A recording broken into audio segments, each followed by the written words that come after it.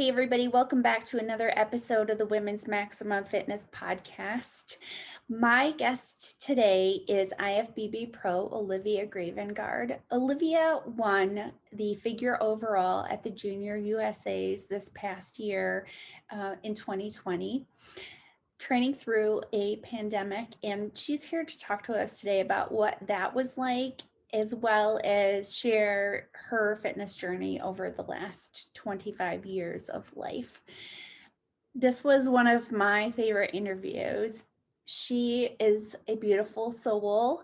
Her Instagram handle is old soul made new, and she just has a lot of depth. So give her a follow on Instagram, Old Soul Made New. You will learn a lot from her posts and get to know her. She is exactly the person who she presents herself as. I think we even got to see a little bit more of that depth here today. So I hope you enjoy this interview as much as I did. And thanks to Olivia for sharing with me and spending this time with us all together. How you doing today? I'm great. How are you? Good. So, going through a pandemic and getting ready for a prep, I know there's been several people that have done it this year. What did you have access to so that you were able to make this happen? I think it was kind of fun. Had a lot of sense of pride by the end because I'm like, I feel like I really earned it. Yeah. And a lot of us, who had done the same shows had been dealing with the same things for months. So it was like a big sense of accomplishment. Um, but when it all started, we moved here to Texas from Indiana. And like a week after we moved, everything shut down. So I was like, had just kind of started prep at that point, and I didn't have a job when we moved, and I was having a lot of trouble getting one. So it gave me time to get creative, and we have like a little balcony. So I like hooked some bands around the balcony. I was like just rowing or doing whatever I could. Then for cardio, I was just going up and down our apartment steps. So it was a lot. I do not enjoy those steps anymore. But I would just like go in the hallways and like go down to the next floor and go around the circle down to the next floor. Like I'm sure my neighbors thought I was psychotic, but we made it happen. That's funny because that's kind of like, so I have a job that I clean, and it's kind of what I do, running through halls all day. So I mean, it's definitely during the lockdown, they wanted me sanitizing the buildings twice a day. And Oh my, so I was walking like between 10 and 15 miles. So I was just like, wow. yeah, but I was happy to be busy. A lot of Yeah. people weren't working and stuff. So, but I had nothing left to train. Yeah. Oh my gosh, that takes a lot out of you. That's Yeah. how I kind of felt with nursing too. It was like good to be active, but it's just like, oh my gosh, it's so active that your body is just shot. For 12-hour stretches too. Like that's, yeah, I always wonder about jobs like that because you're so active, you don't get your meal breaks, and you're like, yeah, three 12s usually in a row, right? So Yeah. craziness. So you were a nurse, but you're not doing that anymore. Right. So I started nursing in 2017. And then I couldn't find a job here for a while when we first moved, started prep, didn't really have much to do. I've been coaching for a few years, so I was doing that. And I did find a job, but it was night shift. And with the pandemic, it just wasn't the nursing that I had enjoyed. Yeah. And then after my show, I was pretty burned out with nursing. And I was like, I'll just step away from it for a bit, focus on coaching. And that was in September, right after the show. And I haven't really had the desire to go back since then. I missed parts of it, but it's been a really nice break, to be honest. What kind of nursing were you doing? Most recently, I was on a cardiac progressive care unit. So it was a lot of patients post op after having like cardiac ablations or lots of like heart attack patients. So it was fun, but Just, I think it was the combination of doing it during COVID on prep. It was just kind of exhausting. Yeah, I can imagine having that type of job going through a prep as well. So you were able to like, so you didn't have gym access when you were prepping? It was like all home workouts and bands. So for the first 2 months, it was bands, and then we found a warehouse here that had some weights. And I mean, it was expensive. We spent so much money, but we had like this apartment has storage units next to the apartment. So on the second floor, we were able to get a storage unit. It's like 9 by 7 feet. Okay. And so we had just enough room to fit a deadlift platform that this like 18-year-old kid made on Craigslist. And then we got a squat rack that we put on top of the deadlift platform. And it was like right beside an apartment. So like you're having to like re-rack like really quietly. Cause I mean, it's just back to back with apartments and you can hear it in the hallway. So it was, yeah, but I was just thankful because having weights makes a huge difference. Yeah, it does. I'm like, I've never been a fan of band workouts to begin with. Like the tension is so weird. Yeah. The only thing I noticed is that it's actually pretty nice for a seated leg curl. Like I've noticed Mhm. that works out well just because at the contraction you have the most tension.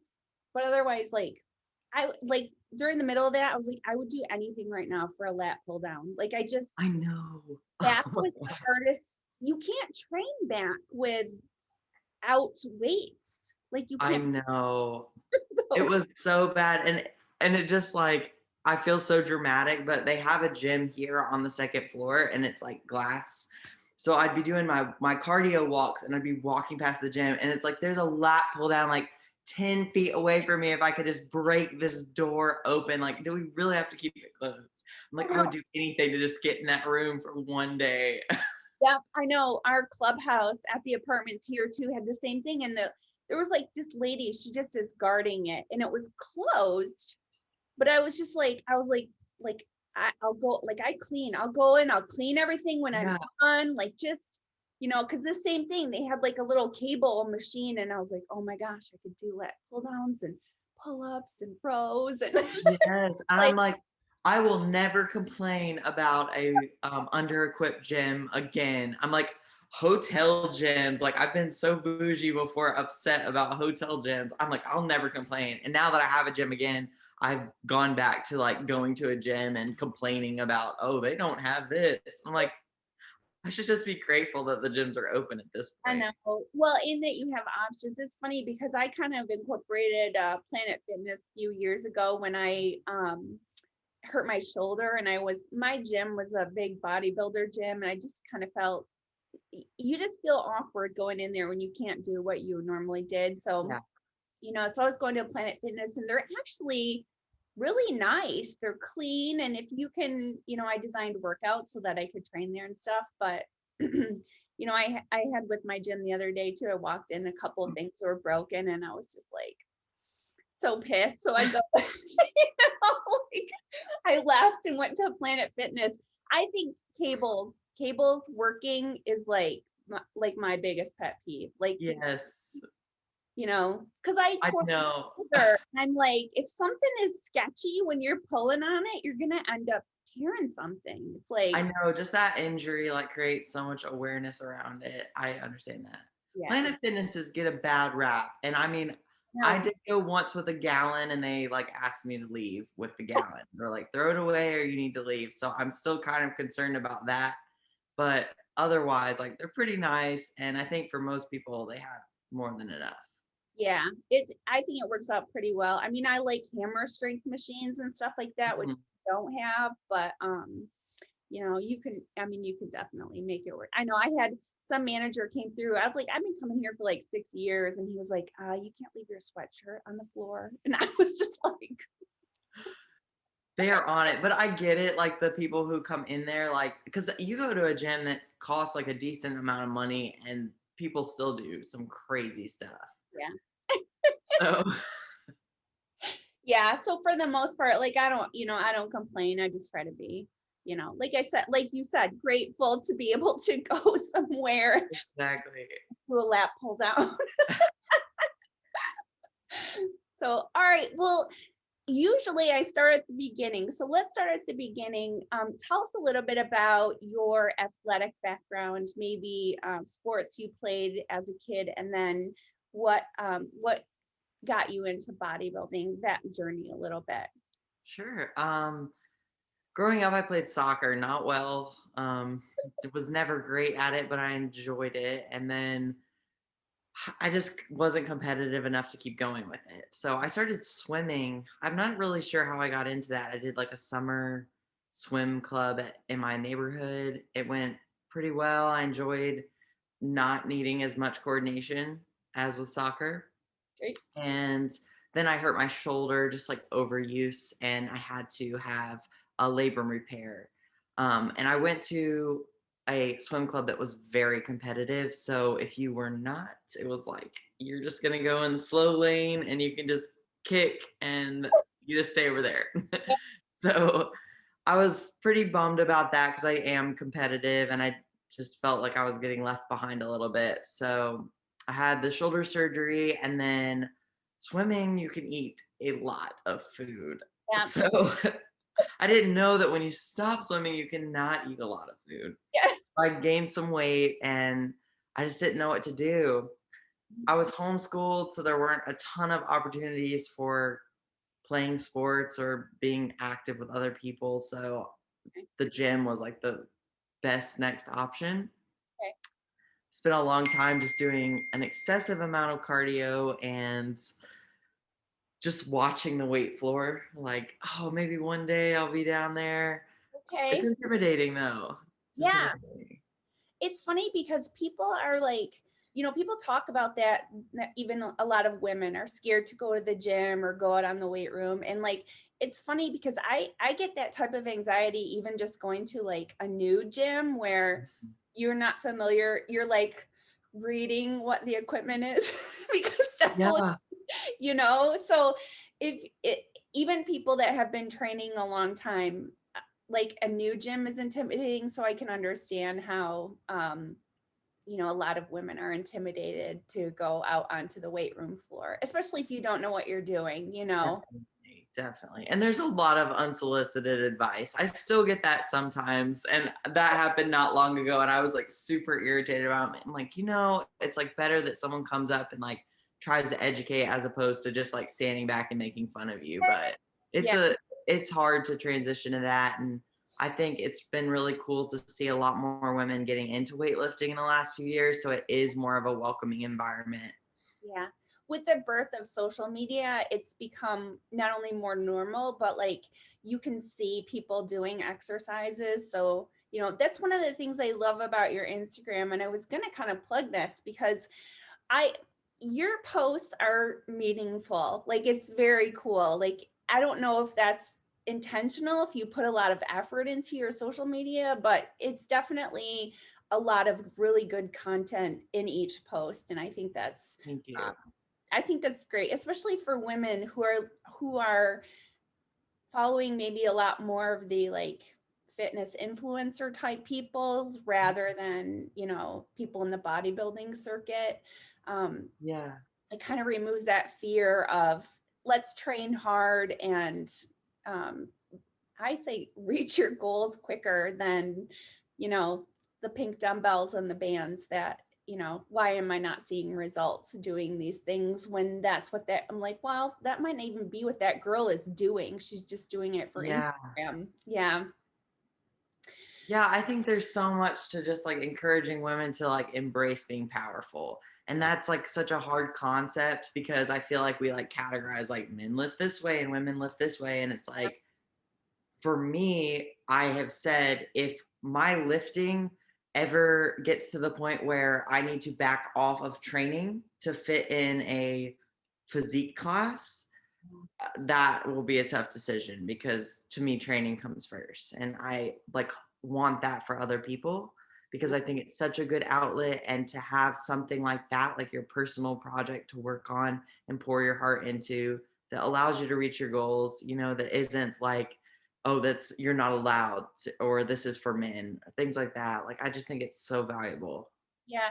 And well, there's a lot of conflict too with social media as well. I know I was going to mention that my first contact with you was sending you a picture. So I am in the Aussie Muscle Asylum group on Facebook.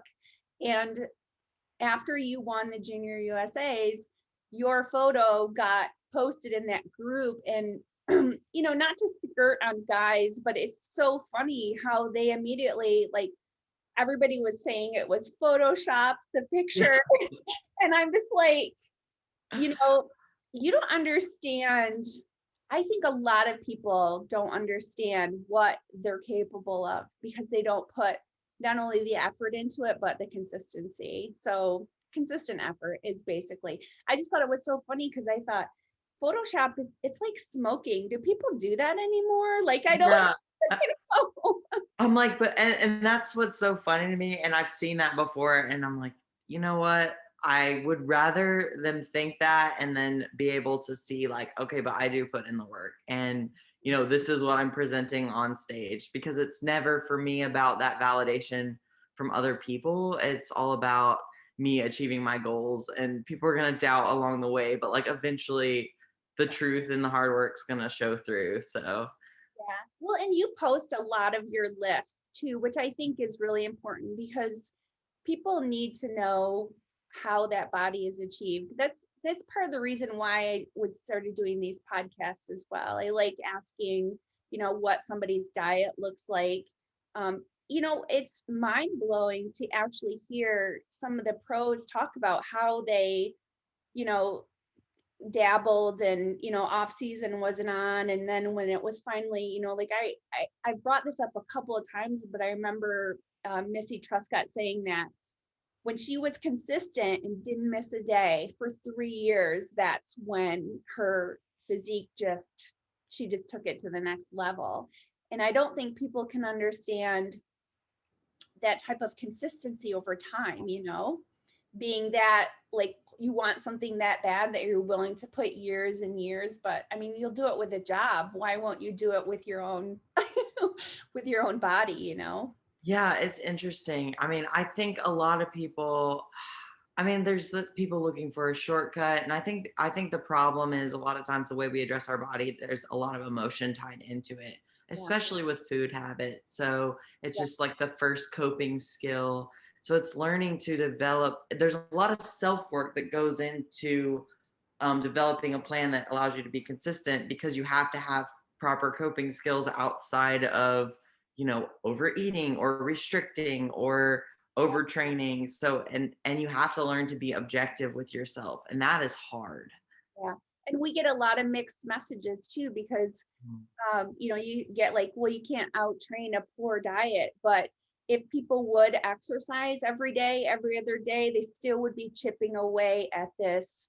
And then you get the circle, this effect of, if I keep training and exercising, eventually my food habits are probably going to kind of coincide with this healthy lifestyle that I am starting. So it's all tied together. If people would just, I say there's always a cornerstone. You got to find something you love to start with.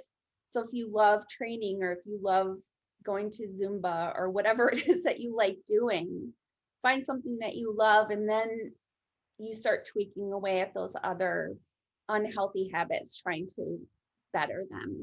Exactly. And I think so many times people take a plan and they try to just copy and paste it to their lives, and they don't think about the adherence portion. Enjoyment is so important. Yeah. And it's like I didn't start by just like copying and pasting a plan, or when I tried, I failed. I Right. had to find my love with it. And I think coaches miss this a lot. They have like a standard plan and they apply it to someone, and if that person can't follow through, it's like, well, you just aren't disciplined enough. But you have to take into consideration adherence is dependent on enjoyment and like personal satisfaction with it all. Yep. And that's with that, a plan is adjust. I mean, a lot of times you adjust, you adjust your training even week by week if you have to dial it back because you went too hard one week or whatever. But I can understand that frustration because people just keep going, or they're like, I can't do this, and then they give up. So Yeah, Yeah. it makes a lot of sense. And it's easy, but it's easy to say, but you know, you have to start, and then it just takes years really of there's no shortcut to knowing what to do and what works for you. It takes years. And then, you get into being like my age and you realize you can't do certain things anymore and you got to change your training style. So, I think that's a really good point. And I think people get caught up on, okay, well, once I figure out what works for me, then it'll be fine. Like so far I just haven't found what works. But the thing is you change so much over time. Like my training has changed every few months and I feel like I've been most consistent over the last few months, but even then I recently had to incorporate a structured deload and that was very stressful to me because it's something I've never done before. And so it's like, it is a continual learning process. And even if you've got it down, like you're learning along the way and you're having to challenge your perception of what you should be doing and what's right and like the perfect plan because there's not one. well, it's funny that we expect that with a training program for it to just work and be consistent when nothing else in our lives are, the same from one day to the next. Yeah, So variables are huge. Everything. absolutely. My training coach, he had told me we're gonna shoot to do deload right before prep starts this year, which is about 6 weeks from now. Stressful, um, but I was upset because I started backsliding in my lifts, and he was like, "All right, we're gonna have to do that deload." And I'm like, "This is not right. We're supposed to deload right before prep." And he's like, "Do not expect your body to adhere to some fictitious timeline that Yeah. you've created in your mind. Like that's not how it works because there's so many other factors coming into play." Yeah. Yeah. It's so true. And then, I mean, people don't think about, and then they focus just on training too. And it's just like, well, how is your sleep? How is your stress? We don't even know. It reminds me of when people ask questions on Instagram and you're just like, I don't know anything about you. How am I supposed to Right. They answer? want to know like an exact plan. And it's like, well, we need to like break this down. Right. Yeah. So, um, so tell us a little bit about winning that overall. How exciting was that? Wow. I mean, last year was just, it was just crazy because we moved and then prep was just so interesting. And I had not really prepped hard ever. I prepped once back in 2016, but it wasn't to this degree of intensity, I guess. So this is only your second. Wait, let's go back a second. What is Okay. bodybuilding history? First of all, how old are you? I'm 25. Okay, so when did you? So you started training. You said you were okay. Let's go back. You were on the treadmill, Yeah. wishing you could be a part of that world, like the Little Mermaid. Exactly, exactly. I found bodybuilding.com where I think a lot of us found our old training programs. Jamie Easton had this live fit training program. So I copied and pasted it and I did it for over a year. Um, and I just loved it. I love the process and seeing progress on my own. And man, I've gone through so many training styles since then. It's hard to say the order, but What did that look like? What did the training plan kind of look like? Split like it was like a lot of like supersets and things like that. I just remember particularly like lunges superset with leg press, and it would just destroy me. But that was the first thing that I was like, all right, this is hard, but I'm getting better every week at this. right. But So the eating took a while, but the training was fun. yeah. So that was, it started from there. And then I just like, I'm such a program hopper. I just jumped around to so many different things. I tried some like Olympic lifting along the way. I considered CrossFit for a bit. Like I've done a lot of different things, not correctly, most likely, but So you didn't really have a goal in mind. You just were trying to find yourself a little bit with what you liked. yeah, definitely. I liked putting on muscle. I loved the look. I never thought I could compete until someone, buddy, sorry. Aw. This is Macro. Come here. Aw. He's a snuggle boy. Oh, it's so sweet. I never thought I could compete, and then this one guy came up to me in the gym and asked if I'd ever considered bikini, and I hadn't really at that point. I was in high school. I went to college and I was struggling. I had dealt with anorexia throughout high school. And then in my attempt to recover, I started dealing with binging really, really bad. Yeah. And so I just felt like I needed a plan given to me that allowed me to not make my own food decisions. Okay. So I signed on with a coach and shot to do a show because I just needed some goal to work towards. Did you notice this is something, because I have a similar background. I noticed that when I felt like when I would eat too much, my remedy was to go to the gym and train. And that was, I'd say it's better than people. I wasn't trying to get rid of the food, but I just started to notice that like feeding my body built muscle.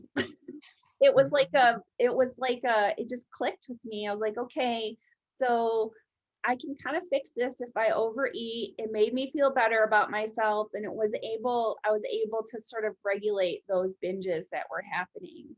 Like even think Yeah. it out, you know what I mean? Like it gave me, I'm like, okay, if I eat a little bit too much, it'll be fuel for the gym tomorrow. And that's when I noticed that my body started growing. So Yeah. I think that's huge. And it's a tough balance because you don't want to start looking at it as like compensatory for what you're eating. Like I'm sure. gonna go to the gym and negate everything that I've done over the last 24 hours because that's not really how it works. And then you kind of develop a poor relationship with training if that's your that's how you're associating it with food.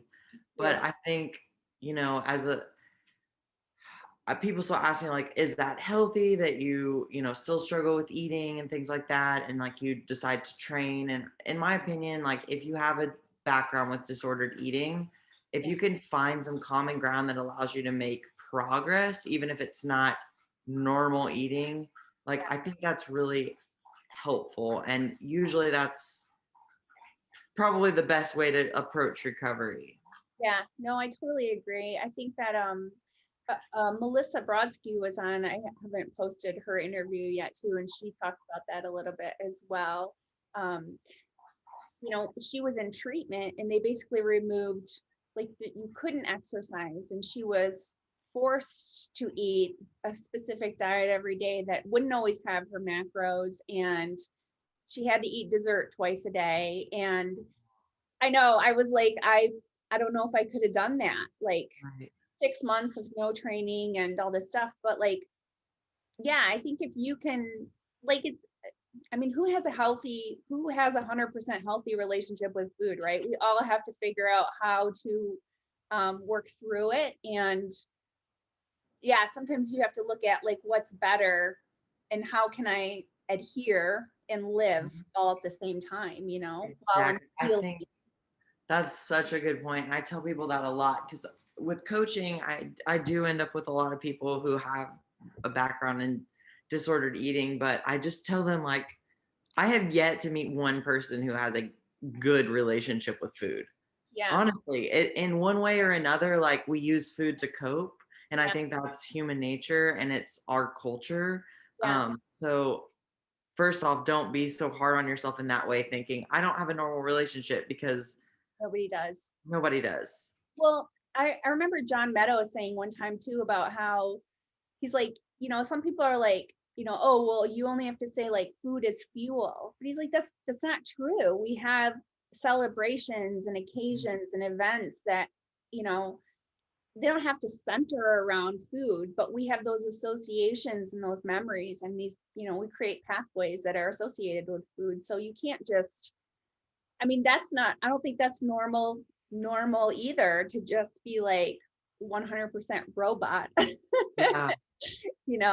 So anyways, let's see, so you're training, you're figuring out, if you're going to do a bikini show.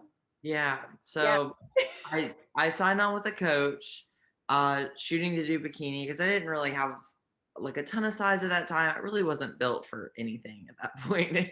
But he said, I think figure might be a better fit. I liked figure better. I mean, Jamie Eason was like Jamie Eason and Nicole Wilkins were like my first role models, and they're pretty muscular. I always admired that look. So I was excited to think, okay, maybe I could achieve this. My first show was not great, but I loved it. I enjoyed the process, and I felt really proud, and I just felt really confident on stage. So it's like, well, I'll put in the time, a few more years to be actually competitive, and maybe I'll do it. So how old were you when you first competed, and do you remember what your stage weight was? I was 20 and my stage weight was, I think I was like 118. Okay. Yeah. What were you when you won Junior USA's? Junior USA's, I was like 132. Okay. How tall are you? I'm 5'4". Okay. That seems to be about the standard height. Yeah, I know. There's a lot of us in this height class. Yeah. It was interesting because at my first show I did here in Texas, the class taller than me was very, very competitive. There were some really tall girls. So I was a little nervous because when you can fill out a tall frame, like that's very impressive. Yeah, for sure. I know. I feel like under 5'2", you've got a little bit more, like the muscle has nowhere to go except bulge out. So you can look super muscular when you're short, Yes. Yeah. And then I met Sean Clarita recently and I was like, oh my gosh. I mean, he's massive anyways, but I'm like also just being such a compact human. I'm like, you are so bubbly. That is exactly the word. When he walked out for the Olympia, I just was like, oh, this is game over. It looked very similar to, I think it was 2014 Phil Heath or 2016 Phil Heath, where, you see all these guys and you're like, oh, that guy looks good. And then Phil walked out and you're just like, game over. Done.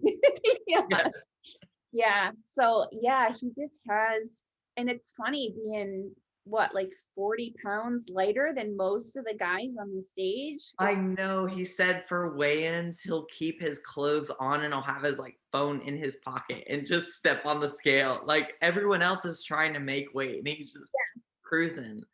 Yeah. I love it. Yeah. So he has just a beautiful, beautiful physique. Like, it's similar to Sean Ray back in the 90s with, standing up next to Ronnie Coleman.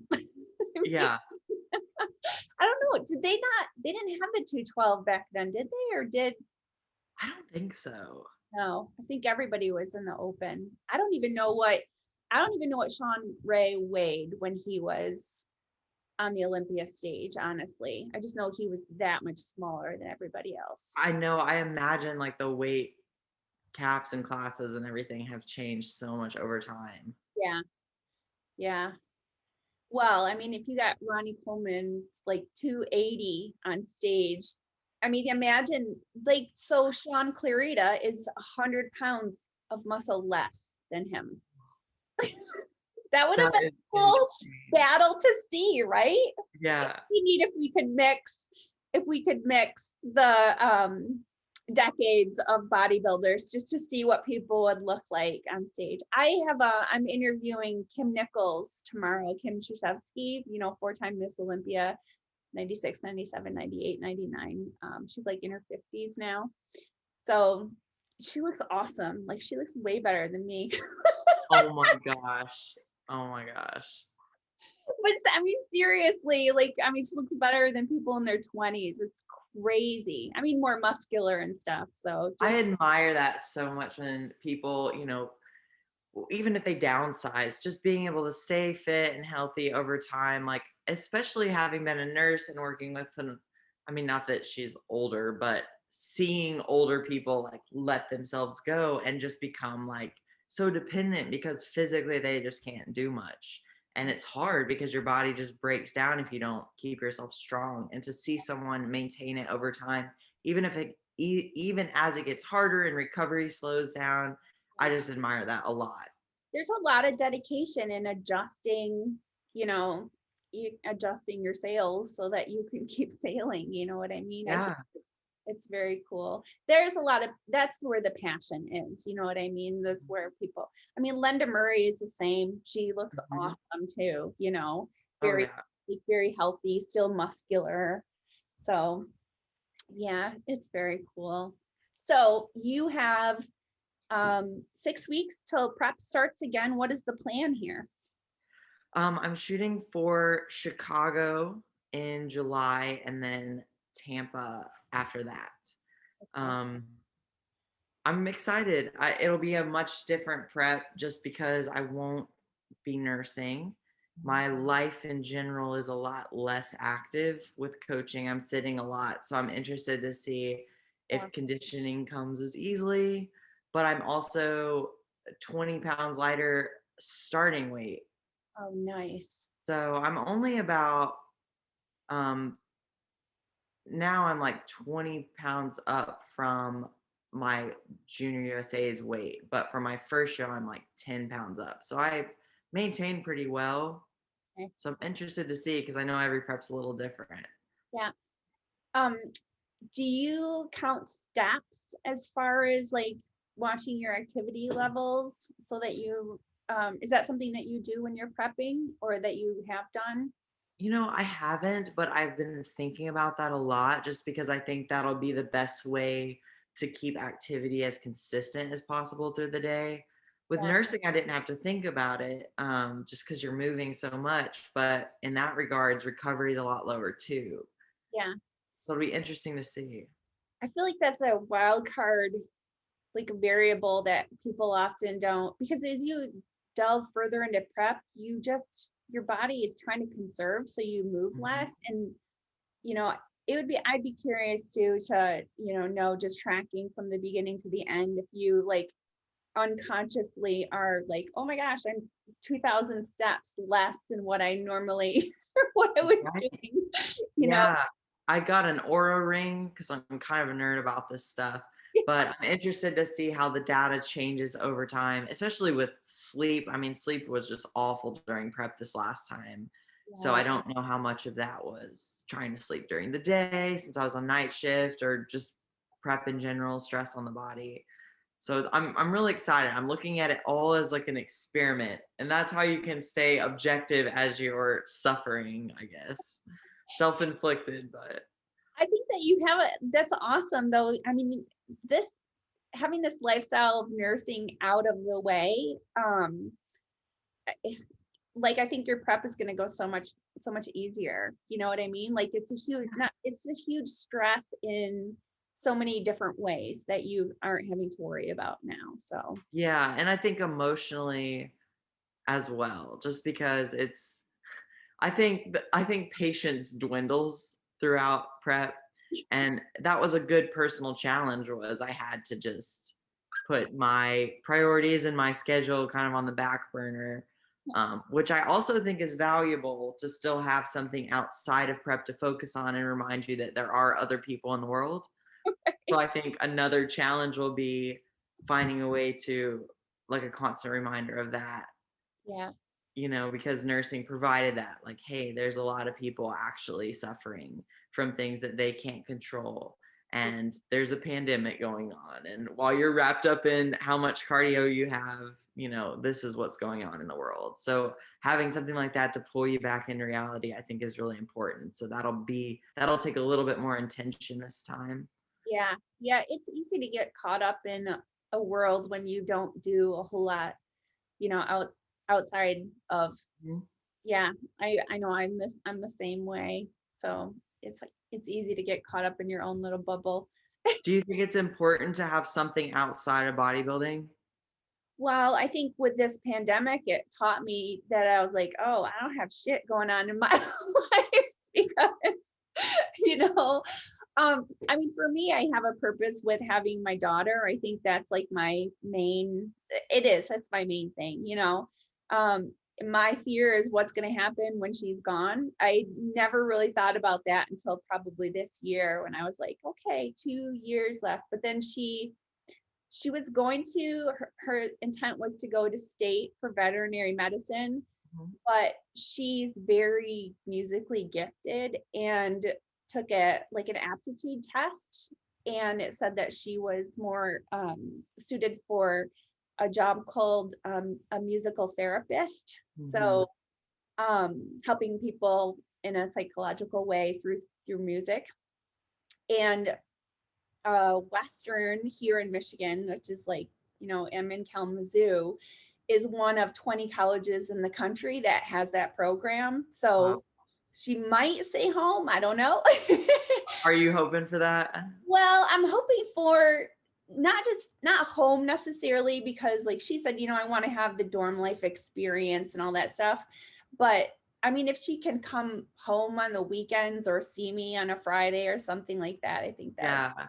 Because yeah, I mean, I have work and I work, gym, church. Like that's like the extent of, my Yeah. life for the most part. So when that pandemic hit, I didn't have a lot of gym equipment at home. I do now, but it was like that was kind of my social life, even though I'm not super social at the gym. You're just around people, and it did make me think. That's kind of what made me think about this, like, what is the purpose of my life? I think it was really having like kind of a midlife crisis. So I went back to therapy and Yeah.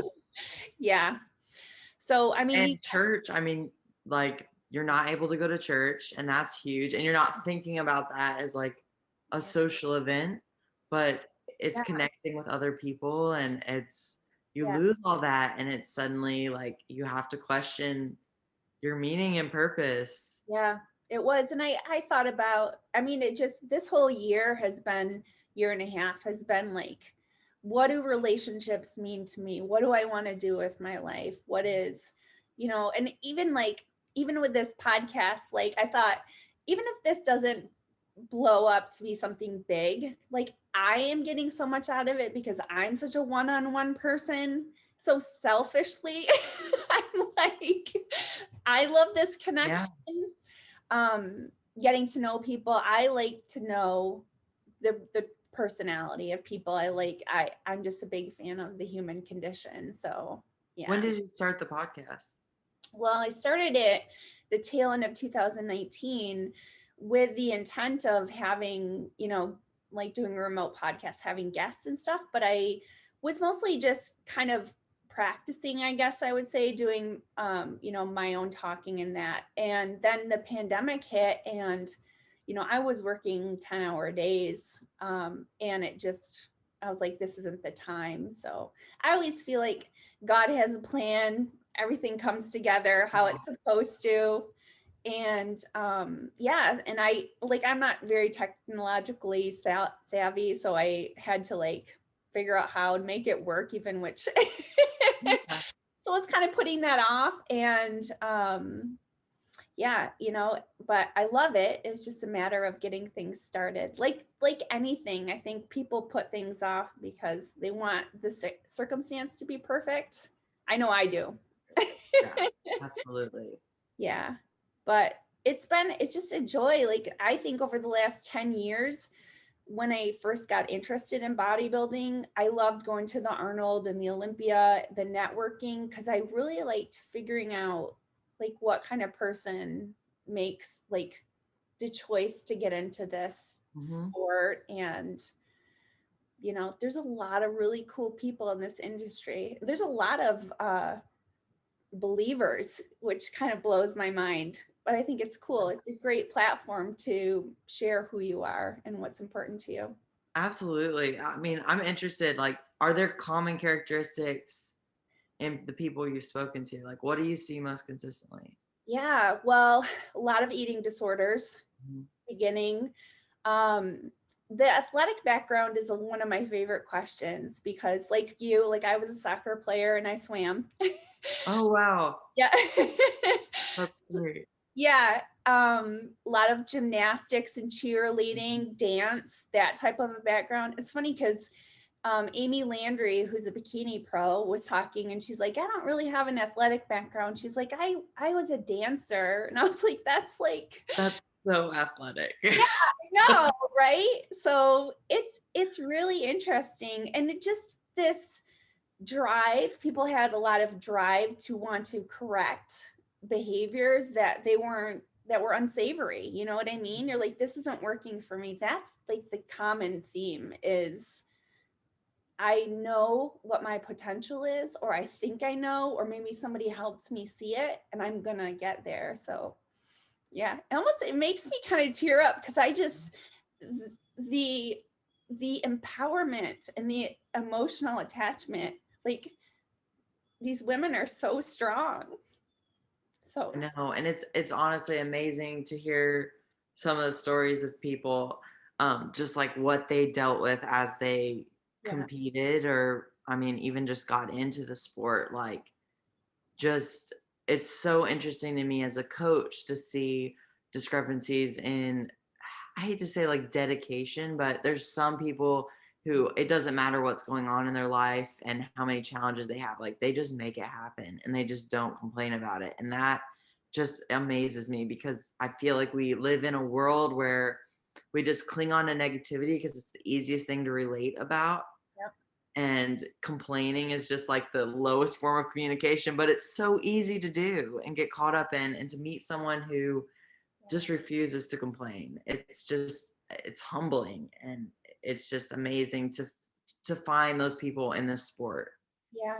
And it's really cool just to see like how everyone is doing the best they can. And it's like you could have somebody who is 100% dedicated and someone who is fighting these demons the whole way. And they're still both like they still both became pros or they've still Mhm. both achieved their goals. So like whatever, God, like sorry, this is totally, No, I'm with you. I understand.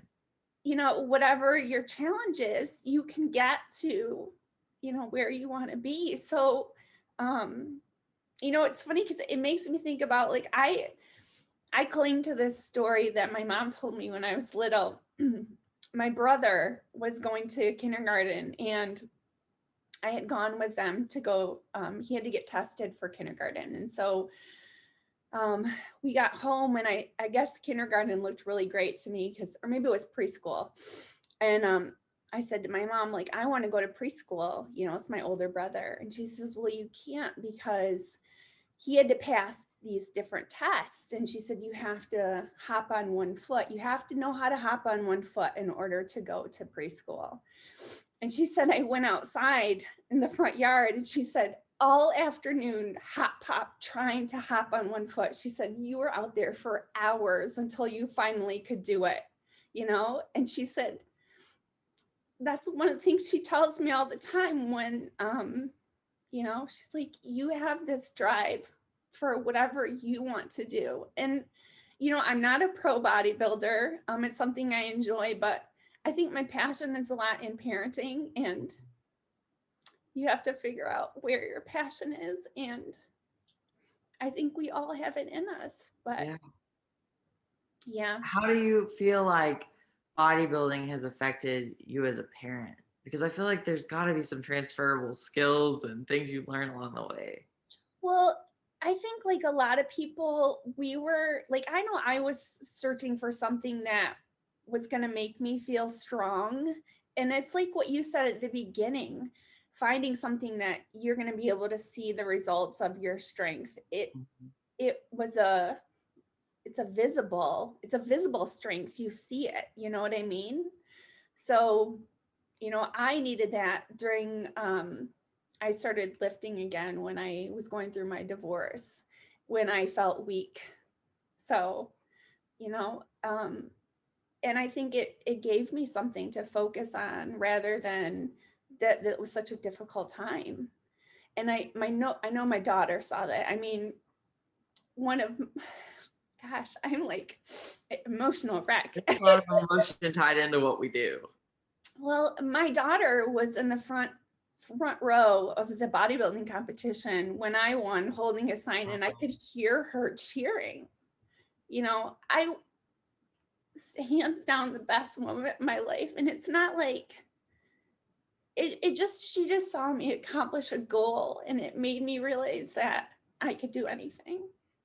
So, And you showed her that too, you know, she saw that in you. And like there was a time when my mom, kind of similar, she was going through the divorce, and she was like, she loved yoga and she had always done it as like a hobby, but she decided like she was going to go get certified and just do it. And like at first I was very confused because she had never been that person who had just dropped, you know, what she was doing and just put herself first. But it was really cool to see. And like she built this community through yoga, and now she teaches, and you know, it's like something that she loves and she feels so strong in it. And like seeing that in my mom like has affected me so much as a person, because I realize like no matter what you've been through and whether or not you've displayed that strength in sports or at any other time in your life, like we all have that in us. yeah, And especially as women, I think that we doubt that more. yeah, But to actually be able to show that, like, you don't know who all you're impacting yeah. when you just, it's not even just putting yourself first, but like allowing yourself to be powerful. This is kind of, I mean, this is what I love about the sport and what I see when I look at it, because whether you think muscles are cool or, people scream, steroids with the sport and all this other crap, it's like you just saw somebody accomplish what they set out to do. Hmm. And that tells anybody that anybody can accomplish anything they set out to do. And most of the people have a very normal background or even a background of adversity. These are the people that are winners in the world. They're not people that have been had things handed to them. So, with my daughter, I mean, it's very similar. Like, because people ask me, like, well, is she into fitness? Does she do all this stuff? And like, she's naturally pretty athletic. She's a very fast runner. But I mean, I think about 2.5 years ago, like she has been always very musically inclined. She sat down, taught herself how to play the piano from YouTube. Like, I come home and she's like playing Bohemian Rhapsody on the piano. Wow. What? You Yeah. know? I mean, talk about an old soul. She like, she's very much into the music of the 70s and the 80s and the 90s. So, um, but just I feel like whatever you do, if you do it well, you encourage other people to do things well. And that's the solution to, things that are going on in the world, is creating a good self.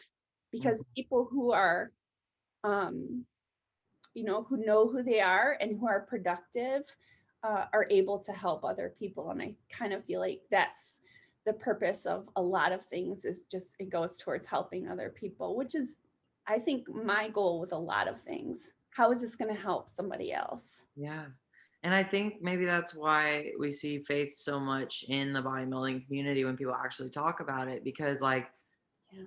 I think a lot of us know like we did not come to where we are of our own actions. I mean, even if it took our commitment and like routines, like, I mean, I can't take credit for what I've been able to experience in the last year. Like it came together when it all just felt very disorganized in the middle of the pandemic and not having a job and things like that. And I don't feel responsible for what I was able to achieve or experience last year. And just knowing where the credit goes, I think. And knowing you're working for something more than your own goals, you know? Because I think like I see a lot of people get burned out with bodybuilding because they put the stage first. Yeah. And I think that that is a huge mistake. To me, Yeah. that's an expression of your love for everything else. Yeah. It's, I mean, not to, we could get into, I don't want to ruffle too many feathers, but like I Yeah, had a friend of mine too who I was talking with, and he's always, pointed me in the direction of God first. And he said, you have to remember what your worship is, you know, absolutely. because if the focus gets shifted, it will get taken away from you. Something will, there's going to be a shift, you know what I mean? So Absolutely. Absolutely. And I think people pour so much. I think at first, like, I was really excited about my shows and stuff because a lot of people reached out to me saying, seeing you do this, like, as a nurse, that inspires me as a nurse. And like, that just felt so good to think, oh, wow, like, I can set an example for other people so they know that they can achieve this, like, regardless of their schedule, regardless of their background with eating, regardless of a pandemic. Like, that's cool. And then, as you get deeper into the industry, you have so many people coming to you, building you up, like trying to make you feel special. And like, if you get caught up in that, it just, you lose that rewarding feeling. Like, I felt like that at certain points after my show. Like, I just felt so empty. Like, what is the point of all this? And there's a lot of like drama that goes on in the industry too. And if you get caught up in all that, like, it just starts to feel very empty. So just like reconnecting with, why did I love this to begin with? Like, what is the deeper purpose in all of this? I Yeah. think that's really important. And I think that that is what keeps people on track for a longer amount of time.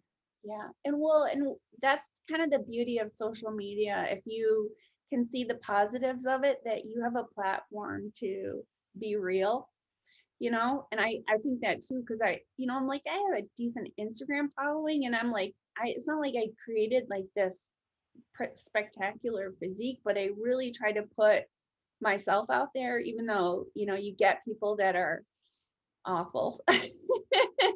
You get a lot of criticism.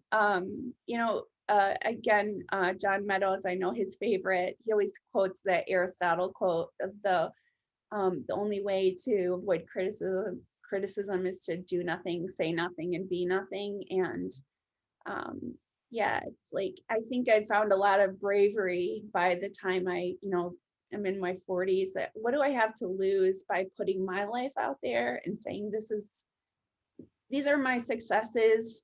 This is how I got there. A lot of trial and error, but Sure. if you can learn from it. I think that goes into, as you grow as a bodybuilder or whatever sport or pursuit you have, it's like growing your sense of self as well. Because if you are able to have like a solid foundation of who you are, those things don't tear you down as much, because you don't, as much as you commit so much of your life to it, you're not tying your entire identity into it, Yeah. you know? Yeah. And no, at the end of the day, if you don't have these relationships, if you haven't created a purpose other than a physique, you don't really have anything, you know? Absolutely. I mean, look at somebody like Dorian Yates, who doesn't even look like, you know, he he's doing other things, but inspiring lots of people with his life still. You know what I mean? So it's not necessarily that you have to stay on the same path, but what are you doing along the way that you can take with you wherever the journey leads you? I think it's really important. And focusing on what you are giving, I think, as opposed to what you're getting out of the industry or the sport. I mean, Yeah. a lot of people get caught up in, okay, well, I achieved this, so like, I'm going to go for the best sponsorships, and I deserve this. And it's like, it's cool to understand your worth, but if that's your primary driver, like, it's just so unsatisfying.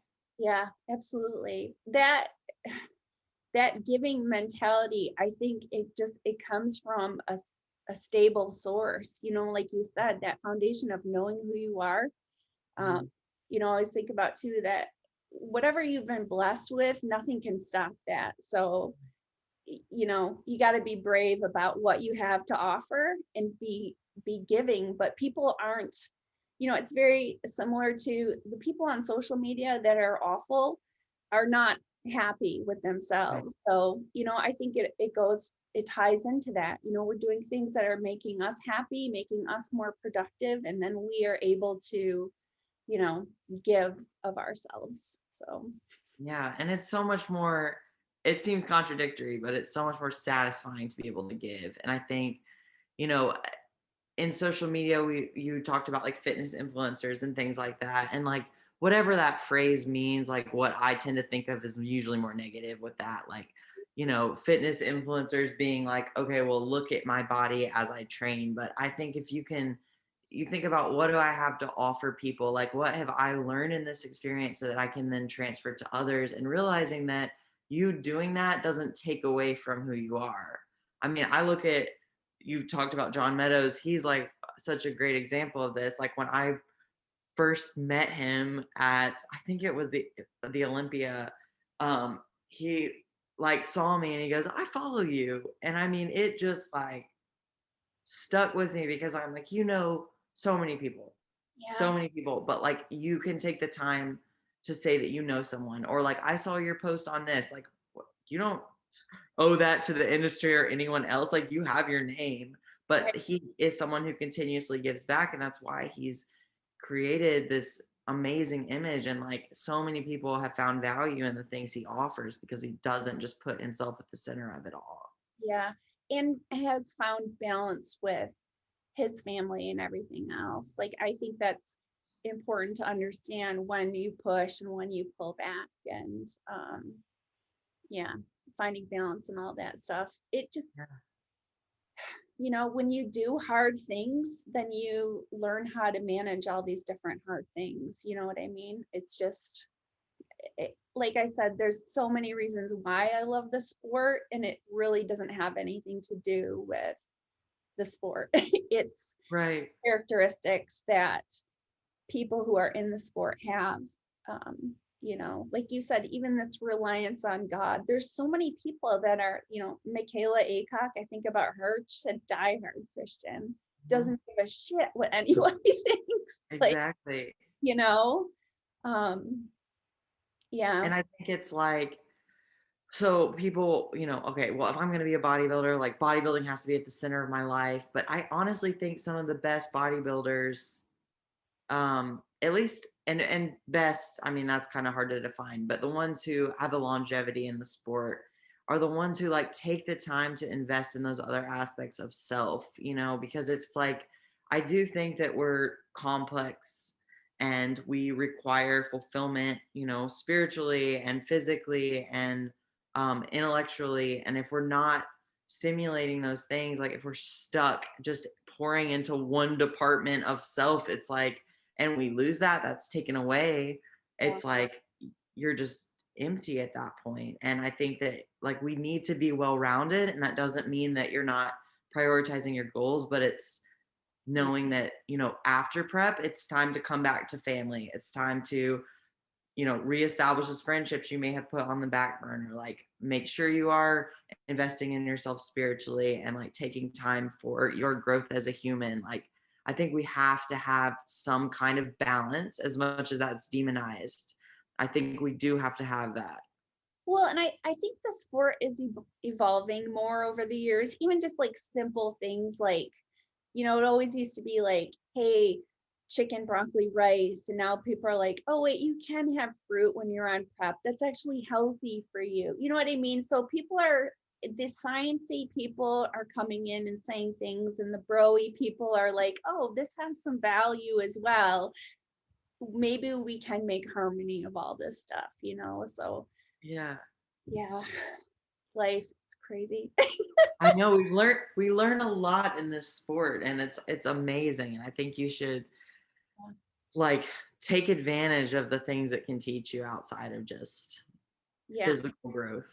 Well, and I think that's why, like I said, you get somebody who's got some sort of an adversity with a desire to overcome it. It's going to lead you down a path. Opportunity is going to present itself. Something is going to, people ignore signs all the time in their lives. And I think that something might be, you're just not looking. Like, the answer is there. I think people, often are, like you said, like to complain about stuff. We like to play victim. I don't know, like, the older I get, the more I realize, like, I like my choices, like good choices, make for a freaking great life. They really do. Absolutely.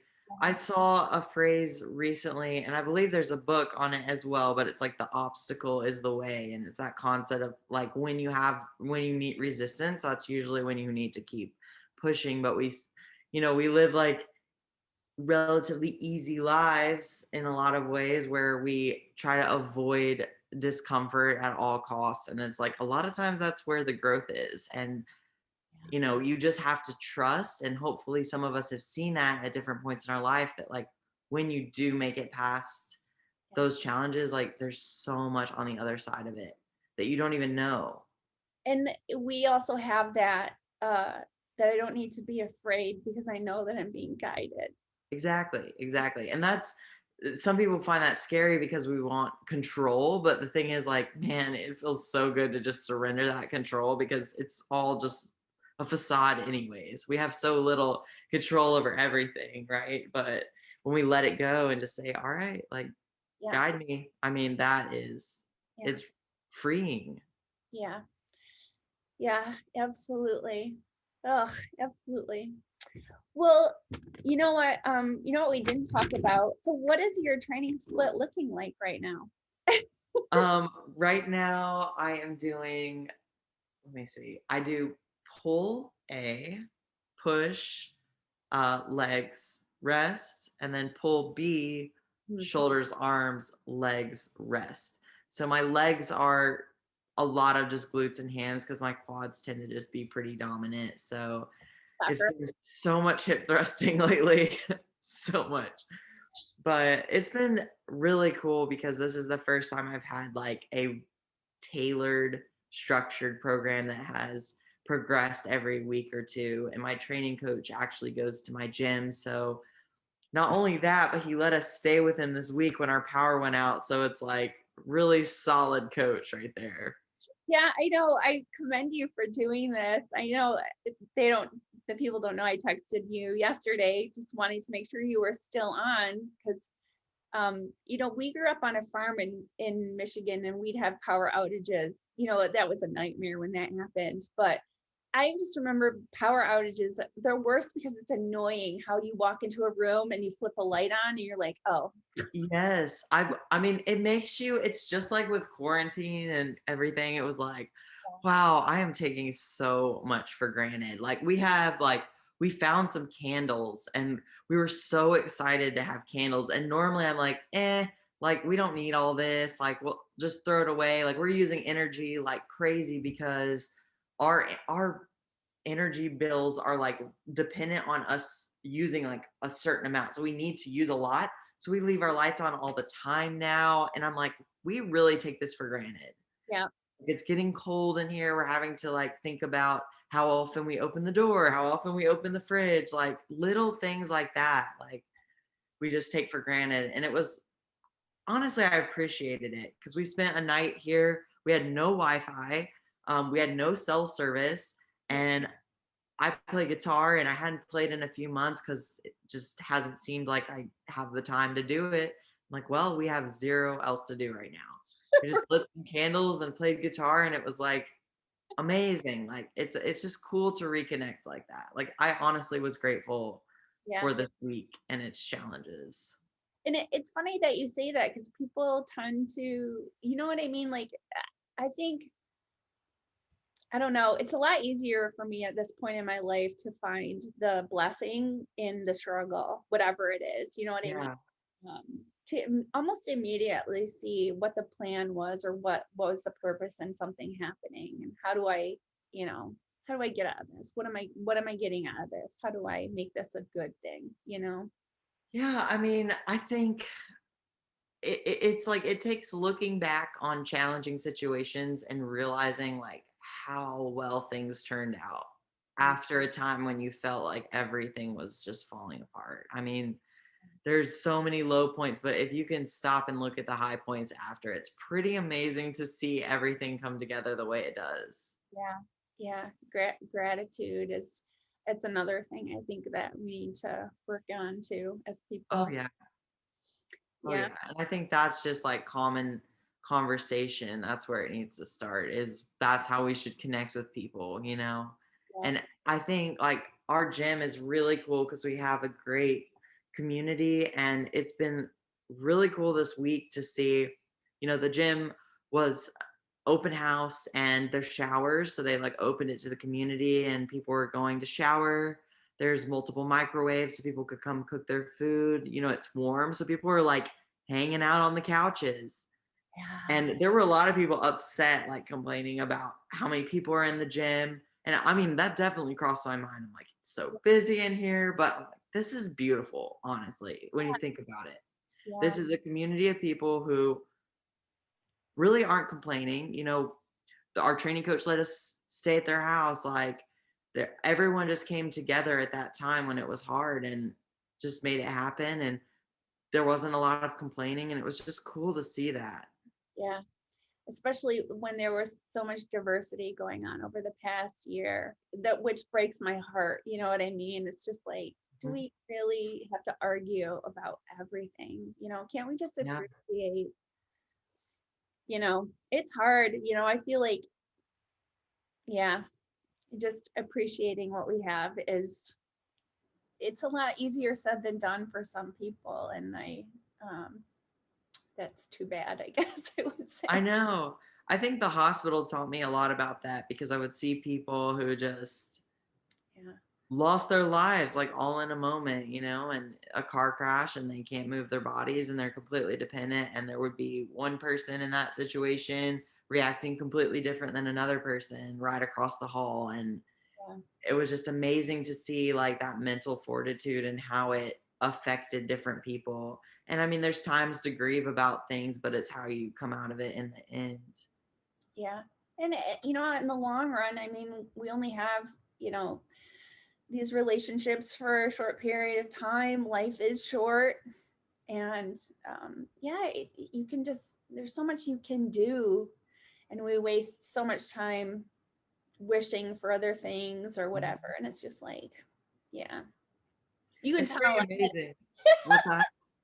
You can tell I'm going through like a midlife crisis, can't you? I love it. No, I've been saying that same thing all year. My husband's like, "Are you okay? Like, what is happening?" I'm like, "I'm having a personal crisis right now." I started counseling again too. I'm like, but I think that sometimes it takes like a kick in the butt to just think, "Oh my gosh, like I need to reevaluate my life." Yeah. And what I'm noticing too, like this connection as well, like Caroline de Mosquito was just on here. I was like, gosh, I just keep drawing Christian people into my life. Like that's my circle now. And it's just like so cool. Cause I'm just like, we can do anything now. Like Yeah, you know, I don't know. I mean, I don't know what kind of troll comments we're getting I know.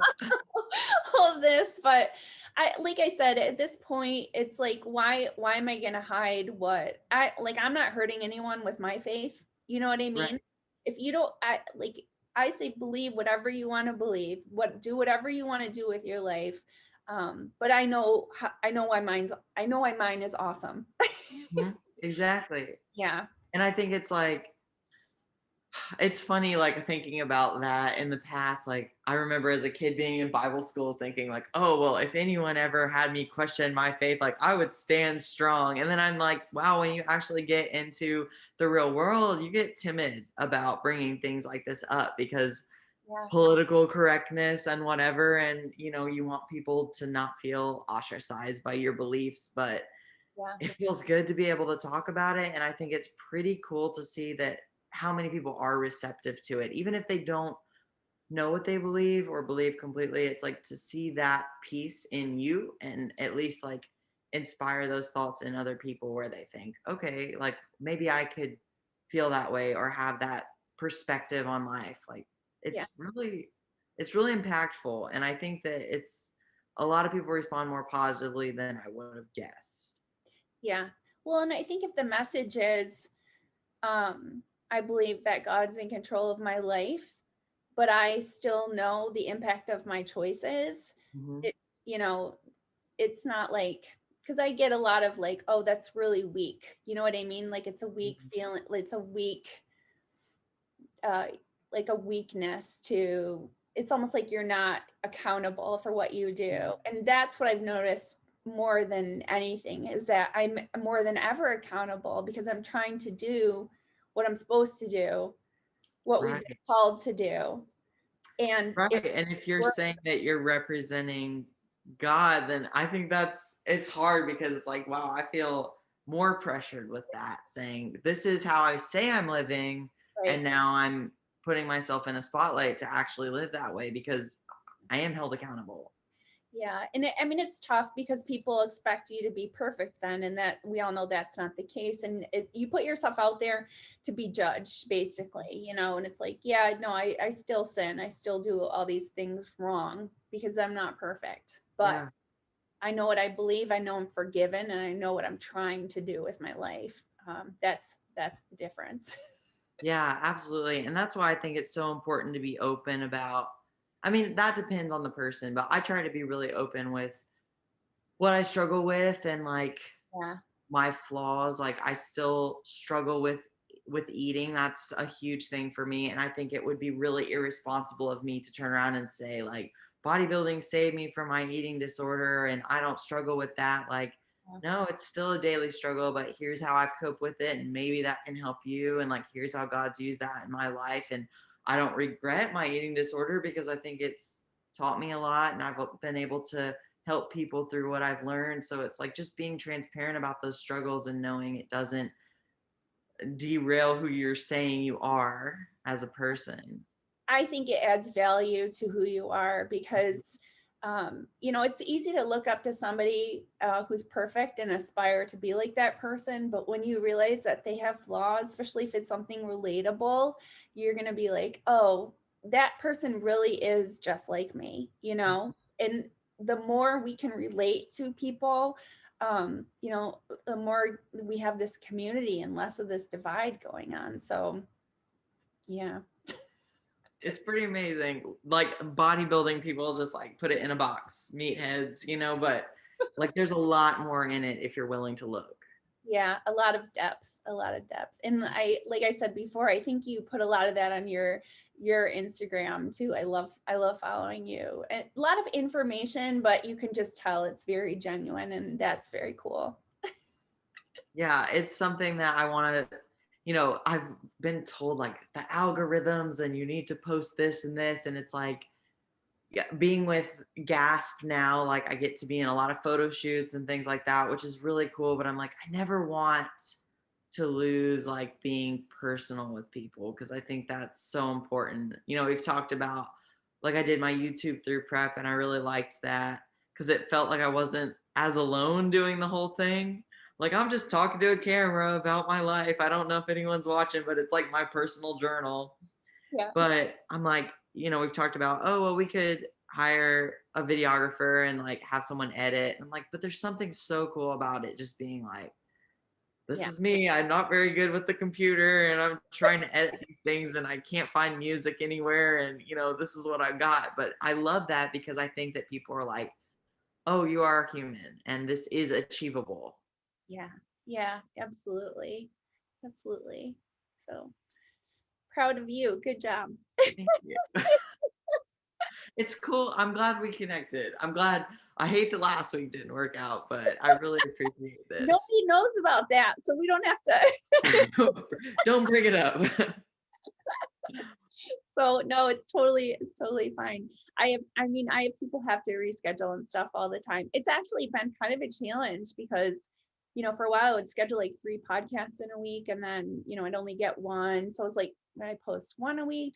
And I don't know too, like how often people see it. And some of them really get a lot of hits and some of them don't. And it sucks because some of the stuff I'm like, that was a really great interview. And it's like, oh, nobody's seeing it. Shoot. Yeah, it's gonna So be really interesting to see how it all develops over time, because you really never know where it's gonna go or the people you're gonna bring in. But I think, if you're trusting like there's a bigger plan with yeah, it all, like it's going to grow as it needs to.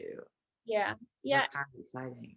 As much as people dog social media, like I never would have made half the connections that I have if it wasn't for it. And I do think that if you can look at things with a discerning eye, you're really going to find people that you do connect with. Birds of a feather. Even in the bodybuilding industry, you can kind of see who you connect with and who you don't connect with. It's just, and it doesn't really always have anything to do with their physical, what level they compete at or anything like that. It's just, you can just find who you want to have in your circle. So Absolutely. I think that was one of my favorite parts of nationals was like meeting these people backstage. I mean, I think there's like this, and I saw it in nursing, but there's this common thing with women of just being catty, and there's so much competitive, like, I don't know, just discord almost between women. And like backstage, right before we went on, the girl right in front of me, like, fixed my suit. And then someone else said, like, man, we made it here. And I'm like, we all just won because we all are here right now. We made it through this year. And we just like, it was like big group of high fives. And we go out there and it wasn't like we were competing against each other. It was like we were just showing off that we made it through this year. And that was amazing because those people, like, I've still talked to, and it's exciting to think, oh, I'll get to do shows with these people this year and like get to see them grow over off season and, check in with people as to their plans and what they've learned. And I mean, that's been way more valuable to me than ever, like the stepping on stage, the showing off the work. It was that, the connections. well, and I think that's part of what draws us to anything is the human connection of it, so it's similar to why I was doing, wanting to do this podcast. It's like there's amazing people out here and people need to know, like, that there's amazing people out here. You gotta showcase. Yeah, absolutely. There's so many stories that people will find value in and just relate to and say like, oh, I thought I was the only one struggling with that. Yeah, yeah, absolutely. Well, let's do I'm gonna do the top 10. This is kind of rapid fire, and And we'll wrap this okay, wrap this up. All right, so country music or rock music? man, depends on the mood. I love country though. I'll probably have to go with country. Oh, I was gonna ask you, do you think that you would ever go to women's physique then? I personally, I love physique. I think it's beautiful. I am not coordinated, so the posing would be a struggle, but I have definitely considered it. And if I, grow with training and we start to shift more in that direction, I would. Yeah, but you walk in heels. I think that's way worse than trying to do. That's true. I'm so ready to get out of these heels. And in off season, my feet get fat and these heels are bad. I'm like, why are they like sausages in these rubber shoes? It's so bad. It's like Barbie shoes. They're just, oh my Yeah. gosh, I can't. Yes, exactly. All right. All right, podcasts or YouTube? What are you more drawn to? Podcasts, Dogs or cats? Oh, dogs. yeah. Do you just have the one? I do. We want another one, but I think we're gonna have to get out of an apartment first.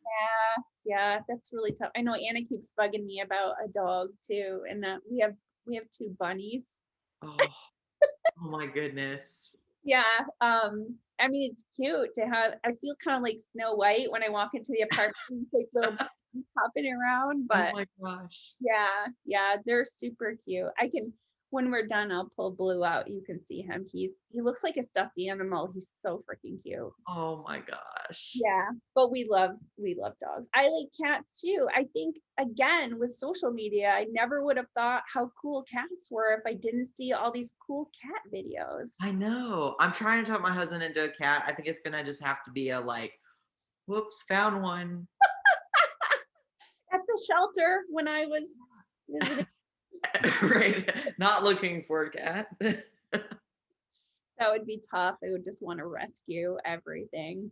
I know. Ugh. Oh, well, on that note, so baby animals or baby humans? Baby animals. Heels or sneakers? Sneakers. Hike a mountain or swim in an oasis? Ooh, probably swim. Okay. Burgers, pizza, or sushi? Oh, geez. Yeah. Probably burgers. Yeah. like with an egg on top. That's like my favorite. No, it's like if I go to a restaurant, I'm like, I'm sorry, I don't want anything on the menu. I'm just gonna build this monstrosity. That's what's about to happen. Although during prep, my refeeds were like a quarter pounder without anything on them. And at the time, it's just like the most amazing thing I've ever had. And now I'm like, how did I eat this like dry hockey puck? It's amazing how your perception changes. Ugh, yeah. And the things that you crave when you're like food you never even I remember wanting sour cream and onion potato chips, and I don't even like potato chips. That is so funny. Like you just it's weird the stuff you want. Oh, yeah. And just like the weird things people do with food, that is one of my favorite things to see. It is because they're like, look, I took my eggs, I put them in the waffle maker, I covered them with Walden Farms I waffle. know the syrup thing. Everyone's like pouring syrup on their fish. Like it doesn't matter what it is. I'm like, I'm sorry, bodybuilders are so weird, but this is how we cope. My friend Kelly was doing shots of Walden Farm syrup. So that she just was like, she's like, I just found myself drinking it one day. And I just was like, we've hit our low points. Yeah. Really have. It's funny though, because they think they're like trying to be creative, and that like the average person, you're just like, why are you putting cottage cheese on your salad? Like that, like, that's not normal. So I guess to ask you if have you ever cheated on a prep? You have probably cheated on a prep, or no? No, I am a psycho. Yeah, I am like, Oh. I'm really, really, I don't want to say like hardcore because that sounds like it's of my own accord, but I do feel I don't like the idea of there being an on switch for prep, but I really do feel like there is. And as soon as that's on, it's like, it's pretty intense for me, but I enjoy that. And I think with my like background with food, I don't find that too challenging. I think off season's much harder. Yeah. So are you do you have like macros, or do you have a diet off season, or do you have a little bit more freedom? I have a meal plan. I just find that macros, like I'm much too emotional with food sources and meal timing to have macros. Yeah. Because you keep pushing the line is what happens. You're like, yeah, it's a lot better if you just stay, and then you have your like a weekly cheat meal. Is that kind of what you've got going on? I think it's like bi-weekly is technically what I'm supposed to have, but the past few weeks have been so weird with the weather. And then I got stuck in New Jersey a couple weeks ago and their grocery stores were closed. And yeah, so it's probably been more weekly lately. And that's why I think the off season stressful, because like the guidelines are a little bit more blurry. So it's like, you're kind of like, you let yourself, your body composition is a little bit more dependent on how free you are and, where you're cutting corners. Yeah, I'm definitely not disciplined in that manner anymore too much. It's my goal for now, like I kind of did I'm doing a 40-day with Lent, is just to be on track with my training, which is dumb, but I do notice that, like what I had said before, the other elements start to fall back into place if I can get the training back down. So I haven't been super consistent with my training for several years now, which is ridiculous. But I mean, you let life get in the way, and you have other responsibilities, and it happens. And I think that's huge. Is it's like start with one thing. Like people like I said earlier, take a whole plan and apply it to their lives and not think about the context. And it's like, start by just tracking what you're eating. Start by just tracking your steps, and then make a small change from there. Just training consistency, just 3 times a week. Like, find small goals and like reward yourself. Well, one of the things I noticed with training too is, I would do like maybe 2 or 3 times a week. I'd go and I do usually like a push-pull legs type of a split. And but I would be like so sore. And I was just like, oh, if I train regularly, then I do work through that soreness. Right. It's so dumb still, like, oh, if you actually stick to your program, you know, like you aren't as sore because you're the next time you're training, you're helping heal the other part, you know what I mean? So Exactly. And it's just getting through like the first 2 to 3 weeks of the yeah, new routine. yeah, I know. So yeah. So anyways, those are this. Okay. So anyways, what is your, all right. So if you're, what are you going to, your favorite to train? Legs, back, or shoulders? Back. Back. Nice. All right. 3 people, one that you admire, one who inspires you, and one who motivates you. Wow. Say it one more time. Someone you admire, someone who inspires you, and then who motivates you. um, I really admire John Meadows for the reasons we talked about, just because I love his role in the industry. Yeah. Um, who inspires me? My training coach inspires me a lot, just because as a coach, I want to be very like scientifically based, and just like spending that individual time with people and like tailoring the plan to their goals and their lifestyle. Like I really admire him for that. So I guess all these kind of intertwine. And then the last one, so inspire, admire, Motivates you. motivate. My husband is super motivating to me. I mean, he's like I call him my stage mom, but I mean, he like is the one in the crowd just like going nuts. Like he Yeah. continuously checks in and makes sure that I'm on track mentally. I think, I mean, it's cool to have someone like that on your side, and I know a lot of people do it without that person, and I admire that a lot. But to have him here saying, when I doubt, like he's the one saying, like, I have no doubt, like you're gonna succeed in whatever you do, like that is so motivating. Yeah. I think that ties in with having a support system that, I think you can do things in life alone, but man, when you have people that are cheering for you, it's like you're unstoppable. Yeah. Yeah. Very cool. Um, what was your best moment? Life, best moment. Best life moment. Wow. Oh my gosh, so many highs. Yeah. Oh.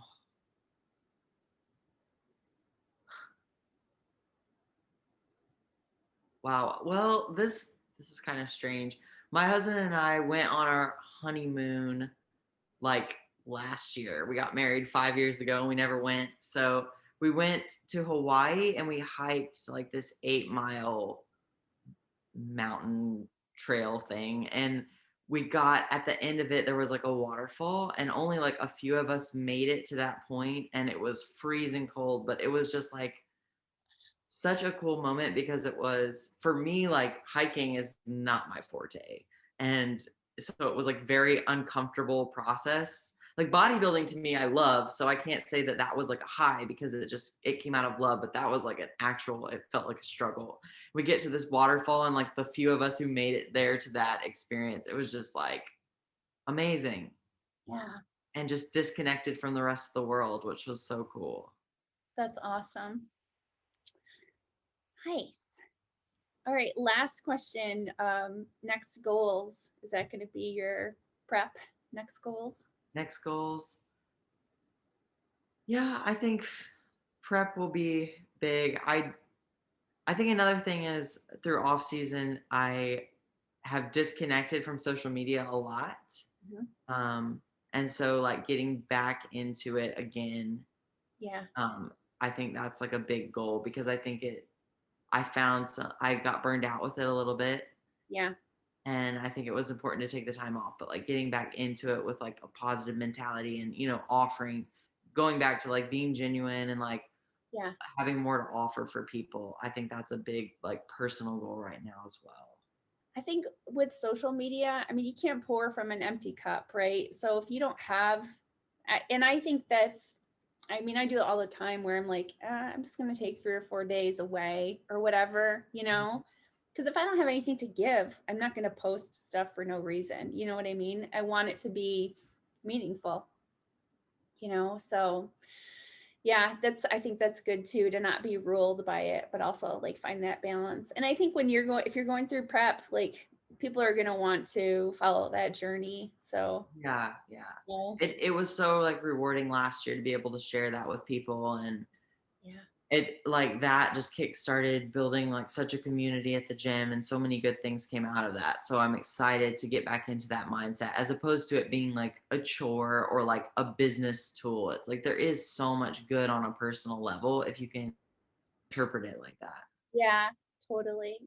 Totally. I know, I think people get wrapped up in it sometimes, but as long as you, I mean, with that, as long as you're in control of it and you know when to push on the gas pedal or step on the brake, I think that it's a really Exactly. good tool. So, ah, well, this was really awesome. What, like, this is a treat, just a treat.